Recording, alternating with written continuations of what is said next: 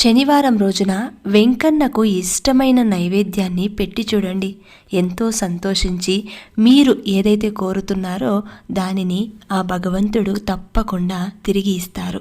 మరి వెంకన్నకు ఇష్టమైన నైవేద్యం ఏంటంటే, ఆయనకు చాలా రకాల నైవేద్యాలు పెడుతూ ఉంటారు భక్తులు. కానీ ఆయనకు ఎక్కువగా చక్కెర పొంగలి, పులిహోర, దద్దోజనం, మిరియాల పొంగలి, చిన్న లడ్డూలు భక్తులు ఎక్కువగా సమర్పిస్తూ ఉంటారు.